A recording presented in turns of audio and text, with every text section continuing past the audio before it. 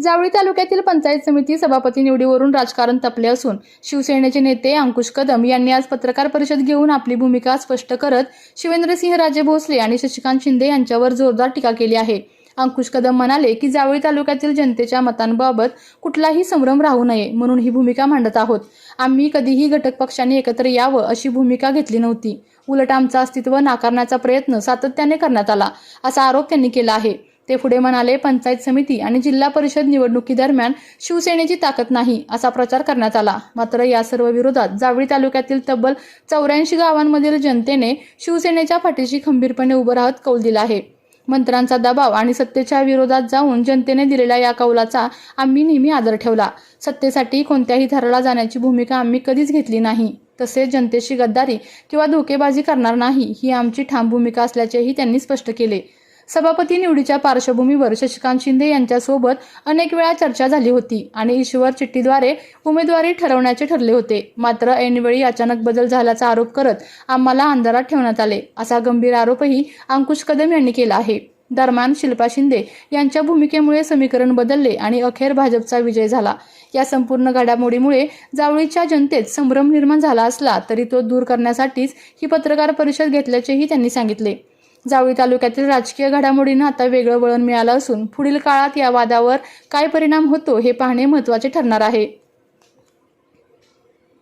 आणि ती स्पष्टता असली पाहिजे म्हणून आज ही पत्रकार परिषद घेण्यात आलेली आहे। काल पंचायत समितीमध्ये सभापती म्हणून भारतीय जनता पार्टीचे सौरभ शिंदे त्या ठिकाणी त्यांची निवड झाली। आम्ही निवडणूक लढत असताना मेढा नगर पंचायतीमध्ये शिवसेना स्वतंत्रपणे लढली। त्याच्या अगोदर कुठल्याही परिस्थितीमध्ये आमच्या घटक पक्षाने एकत्र यावं, एकत्र लढावं अशी कधीही भावना व्यक्त केली नव्हती। कायम गृहीत धरायचं आणि कायम कुठल्याही प्रकारे शिवसेनेला अस्तित्वच नाही अशा पद्धतीची भूमिका त्या ठिकाणी आमच्या महायुतीतल्या पक्षाची होती आणि जिल्हा परिषद पंचायत समितीसाठी त्याच पद्धतीने त्यांची भूमिका होती की यांच्यामध्ये कुठल्याही प्रकारे हे निवडून येऊ शकत नाही, शिवसेनेची ताकद नाही अशी भावना त्यांची होती। आणि असं असताना त्या ठिकाणी काल निवडणूक झाली सभापतीची, त्या जो मतदारांनी कौल दिला, आज 84 गावांचा एक गट शिवसेनेने घेतलेला आहे जावळी तालुक्यातला, म्हणजे अर्धा मतदारसंघ शिवसेनेच्या त्या ठिकाणी पाठीमागे खंबीरपणे उभा राहिला।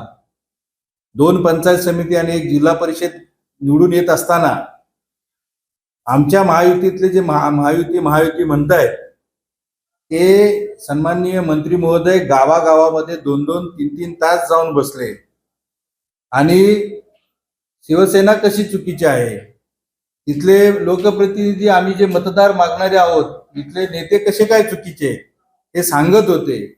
आणि असं असताना सुद्धा मंत्र्यांचा दबाव, 15 वर्ष असणारे सत्तेचा आणि सत्तेच्या विरोधात सत्तेतला असणाऱ्या पक्षाच्या विरोधात जाऊन जावळीच्या जनतेनं आम्हाला कौल दिला, कुसुंबी गटातील जनतेने आम्हाला कौल दिला आणि त्या कौलाचा, त्या जनाधाराचा आदर करण्याचं काम आमचं होतं।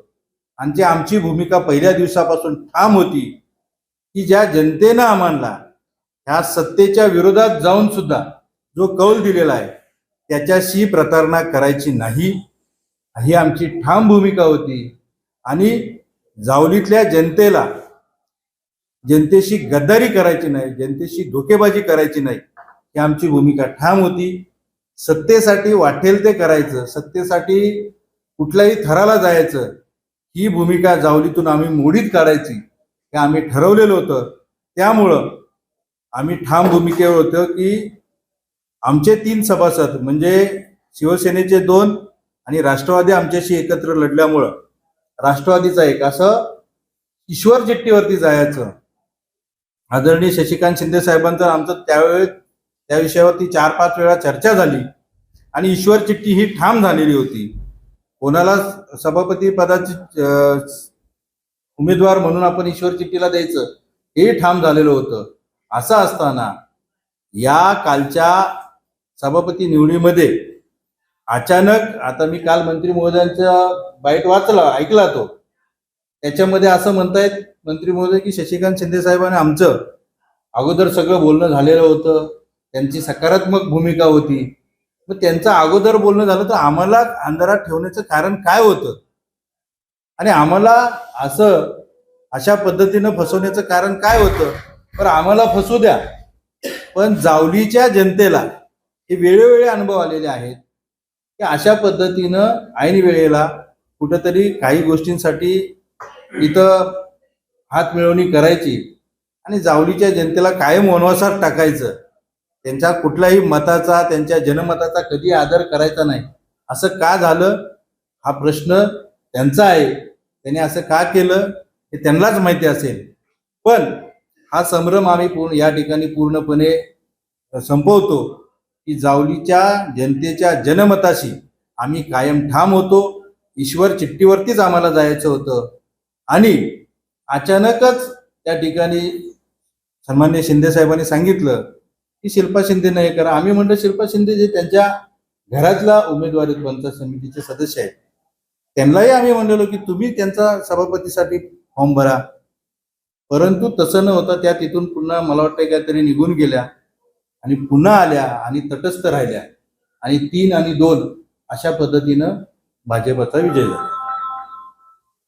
ही खरी वस्तुस्थिती. जावलीच्या जनतेला जाण्यासाठी आम्ही या ठिकाणी आपल्या तालुक्यातील जिल्ह्यातील बातम्या सर्वप्रथम पाहण्यासाठी आजच सातारा न्यूजला YouTube चॅनलवर सबस्क्राईब करा, लाईक करा, शेअर करा आणि बेल आयकॉन प्रेस करायला विसरू नका.